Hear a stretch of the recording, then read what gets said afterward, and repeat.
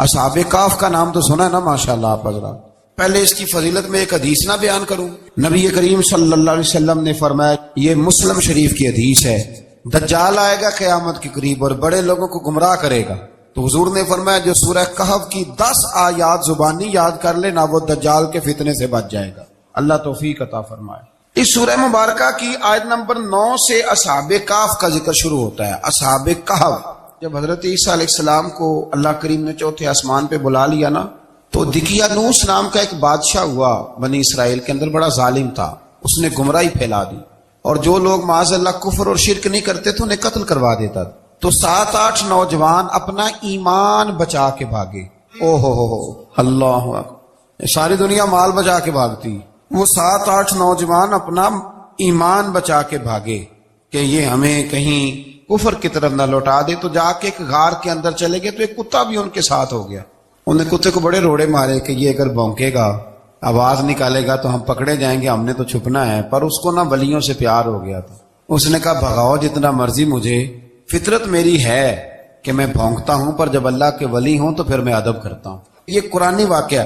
اچھا، یہ عین وہ واقعہ ہے قرآن مجید کا کہ جو بہت ساری چیزوں پر ویسے ہی نص ہے اور بہت ساری زبانیں ویسے ہی گونگ ہو جاتی. تو وہ 6-7 لوگ تھے، وہ چلے گئے غار کے اندر، جا کے انہوں نے پناہ لے لی. بادشاہ کو پتہ چل گیا کہ غار کے اندر ہے. اچھا، اللہ کی قدرت، جیسے ہی داخل ہوئے انہیں نیند آ گئی، یہ سو گئے. اور قرآن مجید کہتا ہے، قرآن مجید کے یہ لفظ ہیں کہ کتا غار کے منہ پر بازو پھیلا کے بیٹھ گیا، گویا اپنے مالکوں کی خدمت کر رہا ہے. اب میاں صاحب کی ایک بات کر لیں درمیان میں. میاں صاحب فرماتے ہیں، جنہ تنا وچ عشق نہ رچیا، کتے ہونا تھی چنگے، اور چلو مالک دے کر راکھی کر دے، صابر بھوکے ننگے. یہ دیکھو نا کہ اتنا تو ان کے اندر بھی کمال ہے. اپنے نا دونوں بازو پھیلا کے، کتا بھی غار پہ بیٹھ گیا. ان کو نیند آ گئی. بادشاہ نے پتا کرایا کہاں بھاگ کے گئے، تو کہا وہ غار کے اندر ہیں. بادشاہ کہنے لگا کہ ان کی سزا یہ ہے کہ ایک دیوار چن دو غار کے منہ میں، غار کوئی بند کر دو. جس بندے کی ڈیوٹی لگائی نا غار چننے کی، بندہ بڑا نیک تھا، اس کو دیوار بنانے کا ذمہ دیا. اس نے نا دیوار بھی بنائی اور ایک تختی پہ نا سب کے نام لکھے، اور وہ تختی ایک صندوق میں رکھ کے وہاں بند کر دی. اور اسی طرح کی ایک تختی اس کے نیچے لکھا کہ ایک تختی ان کے ناموں کی نا میں مال خزانہ میں بھی بند کر رہا ہوں. اللہ تبارک و تعالیٰ کی قدرت کے بعد مفسرین نے لکھا ہے وہ 100 سال تک سوئے رہے، اور بعض نے لکھا ہے کہ 300 سال تک سوئے رہے. 300 سال کے بعد اس طرح ہوا کہ حکومتیں بدل گئیں. بیدروس نام کا ایک بادشاہ آ گیا، وہ بڑا نیک دل تھا. اس نے ہر طرف حضرت عیسیٰ علیہ السلام کی شریعت کا پھر سے نعرہ بلند کیا. اب نا کچھ لوگ ایسے تھے جو منکر ہو گئے تھے کہ مرنے کے بعد دوبارہ کیسے اٹھیں گے. بادشاہ ایک دن حجرے میں گیا، جا کے دعا مانگی، یا اللہ کوئی ایسی بات دکھا جس سے لوگوں کا ایمان پکا ہو جائے. اس طرح کے بادشاہ ہوا کرتے. تو رب کریم نے کہا میں نے تو پہلے ایک راز چھپا کے رکھا ہوا ہے، کھول دیتے ہیں. اس نے دعا مانگی، اور ادھر کیا معاملہ ہوا، ایک چرواہا بکریاں چرانے والا وہاں سے گزرا. اس نے سوچا یہ دیوار ہے، اگر اس کا منہ کھول لوں نا کبھی تو میری بکریاں یہاں تھوڑا سا دھوپ کے اندر سستا لیا کریں گی. اس چرواہے نے کیا کیا کہ اس نے وہ دیوار گرائی تاکہ میری بکریاں اندر جایا کریں. وہ دیوار گرائی تو اس نے اندر 6-7 لوگ سوئے ہوئے دیکھے، اور کتا بھی سویا ہوا دیکھا. اللہ تبارک و تعالیٰ اپنی قدرت سے، اپنے فضل سے ان کی کروٹیں بھی بدلتا رہا. اپنی قدرت سے ایک طرف انسان پڑا رہے نا تو اعضاء گل جاتے ہیں، ان کی کروٹیں بھی بدلی جاتی، مناسب روشنی بھی دی جاتی، حرارت بھی. اس نے دیوار گرائی تو ان کی آنکھ کھل گئی. ایک دوسرے سے کہنے لگے آج تو بڑی گہری نیند سوئے ہیں یار، آج تو لمبی نیند پوری کر لی، چلو بھوک بڑی لگی ہے ایک دوست کو بھیجو. یہ سارا واقعہ قرآن مجید میں موجود ہے، میں اپنے لفظوں میں بیان کر رہا ہوں. جاؤ ایک دوست کو بھیجو بازار سے نا کھانا لے آئے. پیسے وہی 300 سال پرانی کرنسی. وہ جب نان بھائی کی دکان پہ گیا نا سامان لینے، اس کو پیسے دیے تو نان بھائی نے ہاتھ پکڑ لیا، کہنے لگا میاں تو کدھر سے آیا، یہ کون سے پیسے؟ اس نے کہا پیسے کاہے کہ میں بھی سوچ رہا ہوں کہ حالات بدلے ہیں، سارے حضرت عیسیٰ کا کلمہ پڑھ رہے ہیں، ماحول اور ہے. اس نے کہا تیرے ہاتھ کوئی خزانہ لگ گیا ہے.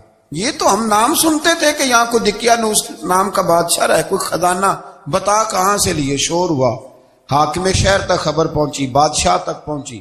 اس نے بتایا کہ بھئی ہم تو دقیانوس کے ڈر سے بھاگے ہیں، کل بھاگے ہیں یا آج سویرے، اتنا زیادہ ہمیں پتا نہیں، کل یا آج سویرے بس نا. اتنا سا ہمیں یاد ہے کہ ہم گئے تھے. بہرحال لوگ جمع ہو گئے، اکٹھے ہو گئے، غار تک پہنچے. اب جو غار کے اندر تھے وہ پتا کہتے کہتے لگتا ہے ہمارا دوست پکڑا گیا ہے.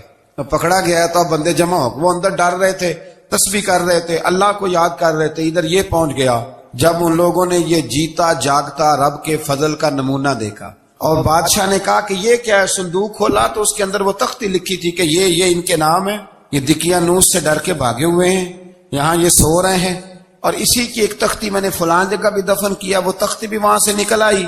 اب سب لوگوں کی آنکھوں میں آنسو آئے اور سب کہنے لگے لا الہ الا اللہ، لا الہ الا اللہ، لا الہ الا اللہ، سب کہنے لگے ان اللہ علی کل شیء قدیر۔ جب ان کی بات پوری ہو گئی، لوگوں کے ایمان پختہ ہو گئے، تو اصحاب کہف کہنے لگے کہ ہمیں اب اجازت ہے، ہم پھر دوبارہ غار میں جاتے ہیں۔ وہ غار میں گئے تو رب نے پھر انہیں موت عطا فرمائی، نیند عطا فرمائی، تحفہ دیا۔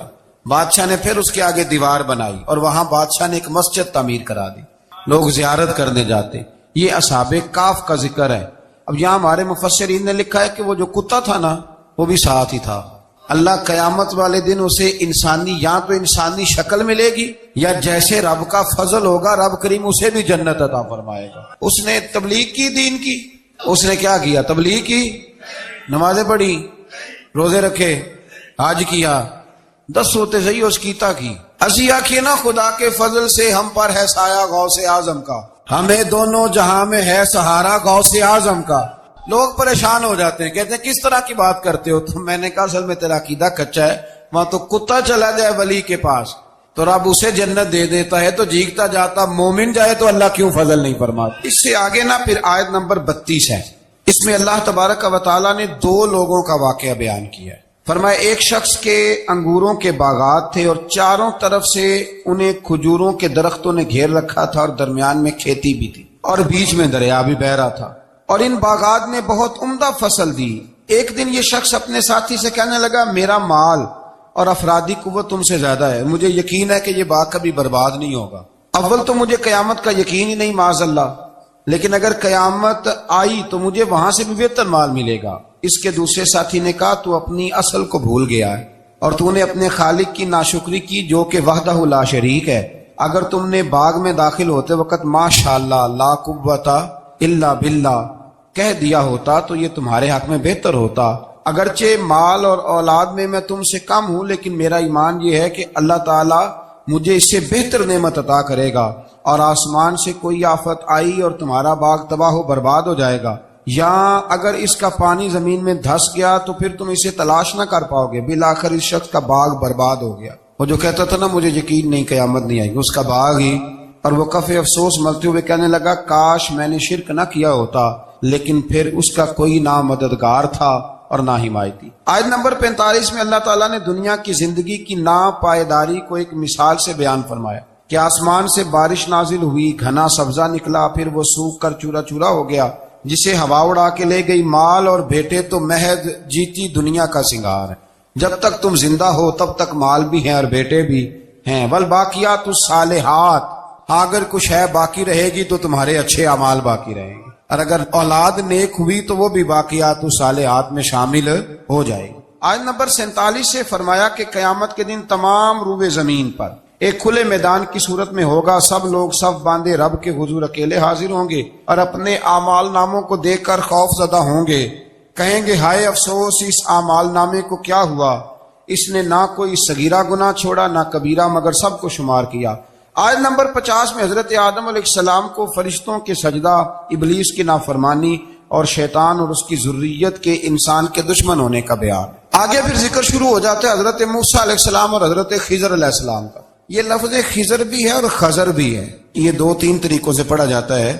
حضرت خضر کے بارے میں مختلف روایات ہیں کہ یہ ولی ہیں کہ نبی ہیں، لیکن مضبوط رائے اکثر بزرگوں کی یہی ہے کہ یہ بھی اللہ کے نبی ہیں، اور بعض نے لکھا ہے یہ ہمیشہ سے زندہ ہیں۔ یہ 2 اللہ کے نبی حضرت الیاس علیہ السلام اور حضرت خضر علیہ السلام، یہ دونوں ہر سال حج میں بھی جاتے ہیں، کیونکہ ایک روایت ملتی ہے کہ محبوب کریم علیہ السلام حج پہ گئے تو فرمایا میں الیاس اور خضر کو پہاڑوں سے اترتے ہوئے دیکھ رہا ہوں۔ تو جن کو اللہ نے کھلی آنکھیں دی ہوتی ہیں پھر انہیں زیارت بھی ہوتی ہے، انہیں یہ نظر بھی آتے ہیں۔ حضرت خضر علیہ السلام کو اللہ نے علم لدنی عطا فرمایا۔ یہ علم لدنی اللہ جس کو اپنے پاس سے عطا کر دے اس کو علم لدنی کہتے ہیں۔ حضرت موسیٰ علیہ السلام ایک دن تقریر کرتے ہوئے کسی نے پوچھا کہ آپ سب سے بڑے عالم ہیں، فرمایا الحمدللہ تو اللہ کریم نے فرمایا نہیں ہے موسیٰ کلیم آپ سے بڑے بڑے بھی ہیں، ہمارے ہاں مسئلہ ہے پا نہ پڑی، اور لوگ مناظرہ کرنے آتے ہیں۔ کئی دفعہ لوگ نا مسئلہ بتاتے ہیں تو میں کہتا ہوں جناب آپ نے بتا دیا کہ اب آپ نے حکم کرنا ہے۔ کبھی کبھی کچھ لوگ ایسی باتیں کرتے ہیں وہ جی آپ ایک بندے کا نام لیتے ہیں ذکر کرتے ہیں، تو میں نے کہا چلو ہم نے بھی کہیں کچھ پڑھا ہی ہوگا نا تبھی تو ذکر کرتے ہیں، لیکن جو آتے ہیں نا لوگ وہ مشورہ تمہارے دور میں ہے ہی نہیں، جس نے جو لائن پڑھ لی ہے وہ اس پہ پکا ہو گیا، سارا نہیں نہ پڑھا، سارا پڑھے پھر بات سمجھ میں آتی ہے۔ حضرت موسیٰ کلیم اللہ کے نبی ہیں اور کیا بات ہے ان کی، اور یہ بھی اللہ کا فضل ہوا حضرت موسیٰ نے یہ بات کی تبھی تو ہمیں اتنی شاندار حکمتوں کے پھول ملے، یہ بھی حضرت موسیٰ کا ہی کمال ہے۔ تو حضرت موسیٰ نے کہا کہ اے اللہ وہ جو مجھ سے بڑا ہے عالم ہے وہ کہاں ملے گا جس سے میں حکمت کی بات سیکھوں؟ تو فرمایا جہاں مجمع البحرین ہے نا، دو دریا ملتے ہیں وہاں وہ ملے گا۔ حضرت موسیٰ کلیم سے اللہ نے فرمایا کہ جاؤ جہاں دو دریا ملیں گے نا وہاں تمہیں وہ شخص ملے گا۔ تو یا اللہ میں کس طرح؟ فرمایا زادرہ ساتھ لے جاؤ، کھانے پینے کا سامان۔ حضرت موسیٰ کلیم لے گئے، مچھلی بھی لے گئے۔ فرمایا یہ مچھلی جہاں تمہارے برتن سے نکل کے دریا میں داخل ہو وہاں دریا میں شگاف پڑ جائے گا، وہاں وہ تمہیں شخص ملے گا۔ حضرت موسیٰ نے اپنے خادم حضرت یوشع بن نون علیہ السلام کو بھی ساتھ لیا، یہ بعد میں حضرت موسیٰ علیہ السلام کے جانشین ہوئے۔ یہ دونوں سفر پہ نکل گئے، ایک جگہ پہ پہنچے جہاں پہاڑ تھا ساتھ دریا بھی تھا، اس کے نیچے آرام کرنے لگے۔ حضرت موسیٰ کلیم سو گئے تو یوشع بن نون علیہ السلام موجود تھے، مچھلی جھٹ سے نکلی دریا میں داخل ہو گئی، وہاں راستہ بھی بن گیا۔ اب اٹھے حضرت موسیٰ کلیم، جب اٹھے تو فرمایا چلو چلیں، تھوڑا آگے جا کے فرمایا بھوک لگ رہی ہے کھانا تو نکالو۔ انہیں یاد آیا، کہنے لگے حضور مچھلی تو دریا میں چلی گئی تھی۔ فرمایا تو نے بتایا نہیں، وہی تو ہماری منزل تھی جہاں مچھلی دریا میں گئی۔ پھر وہاں سے واپس آئے قدموں کے نشانوں پہ، وہاں پہنچے جہاں مچھلی گئی تھی تو وہاں ایک شخص لیٹا ہوا تھا چادر لے کے۔ آپ نے سلام لی تو انہوں نے کہا وعلیکم السلام یا موسیٰ کلیم اللہ۔ تو آپ نے فرمایا آپ کون ہیں؟ فرمایا میں وہی ہوں جس کو آپ تلاش کر رہے ہیں۔ تو فرمایا آپ نے مجھے کیسے پہچانا؟ فرمایا جس رب نے تمہیں بھیجا ہے نا اس نے ہی مجھے بتایا ہے کہ موسیٰ آ رہے ہیں۔ اب حضرت خضر نے جو کچھ فرمایا وہ بڑا شاندار ہے۔ فرمایا موسیٰ کچھ باتیں ایسی ہیں جن کا آپ کو علم ہے اور مجھے نہیں، اور کچھ ایسی ہیں جن کا مجھے علم ہے اور آپ۔ اللہ اکبر، یہ کبھی ہماری سمجھ میں بات آ جائے، یہ کبھی سمجھ میں آ جائے، کچھ باتیں ایسی ہیں جس کا مجھے علم ہے اور یہ بڑے بڑے سیانے بندے نہیں مانتے، بڑے بڑے میں عالم ہوں جی، تو آپ عالم ہیں میاں ایک شعبے کے، لیکن بہت سارے دنیا میں شعبے ہیں نا، دین کے عالم کا درجہ سب سے بڑا ہے، لیکن قانونی مشاورت کرنی ہے تو آپ وکیل سے کریں گے، گاڑی کے بارے میں پوچھنا ہے تو کسی مکینک سے پوچھیں، لیکن آپ بن کے نہ بیٹھ جائیں۔ فرمایا جس کا آپ کو علم ہے مجھے نہیں، اور جس کا مجھے علم ہے ان میں سے آپ کو نہیں۔ تو کہا میں پھر آپ کے ساتھ رہنا چاہتا ہوں اور میں وہ سیکھنا چاہتا ہوں جو آپ بتا رہے ہیں۔ تو حضرت خضر فرمانے لگے صبر کر لیں گے میرے ساتھ، یہ سب سے مشکل کام ہے، یعنی ہر بات کی تو یہاں لوگوں کو وضاحت چاہیے، کھانسے بھی تو آپ کو بتانا پڑے گا کھانسے کیوں، ہنسے بھی تو آپ کو بتانا پڑے گا ہنسے کیوں۔ بے بزرگ ہیں، بزرگوں کی باتوں میں حکمتیں ہوتی ہیں، لیکن ہم حکمت کی طرف جانے کو تیار نہیں ہوتے، ہمیں تو فوری طور پہ جواب چاہیے، حل چاہیے۔ حضرت موسیٰ علیہ السلام جناب خضر کے ساتھ چلے، فرمایا صبر کروں گا، میں چلتا ہوں آپ کے ساتھ۔ دریا کے قریب گئے کشتی میں بیٹھنے کے لیے تو کشتی والوں نے حضرت خضر کو پہچان لیا، بغیر کرائے کے سوار کرایا، اور جب پار اترنے لگے تو حضرت خضر نے کشتی کا ایک تختہ ہی توڑ دیا۔ حضرت موسیٰ کہنے لگے یہ آپ نے کیا کیا؟ انہوں نے نیکی کی، آپ نے تختہ توڑ دیا۔ فرمایا آپ کو کہا تھا نا آپ نے صبر نہیں کرنا۔ فرمایا چلو میں صبر کروں گا۔ تھوڑا آگے گئے تو ایک نوجوان لڑکا، ابھی چھوٹی عمر ہے، وہ ملا۔ حضرت سیدنا خضر علیہ السلام نے اسے قتل ہی کر دیا۔ فرمانے لگے آپ نے قتل ہی کر دیا؟ ایک قرآن مجید ہے بھائی، میں کبھی کبھی سوچتا ہوں یہ ہم کسی درویش کی بات سناتے تو بندے اڑ جاتے، فتوے نکلتے کہ نہ نکلتے؟ میرا خیال ہے ہر مسجد سے نکلتے، اور فتوے ایک ایک جتنے مسجد میں نمازی ہوتے سب کے ہاتھوں میں فتوے ہوتے۔ قتل کر دیا، قتل ہی ہو گیا بندہ۔ تو حضرت سیدنا موسیٰ علیہ السلام فرمانے لگے آپ نے قتل ہی کر دیا۔ فرمایا میں نے کہا تھا نا آپ نے صبر نہیں کرنا۔ آپ فرمانے لگے چلو اگر اب میں بولا نا تو بے شک آپ مجھے علیحدہ کر دیجئے گا۔ حضرت موسیٰ کلیم اب بولا تو علیحدہ کر دے۔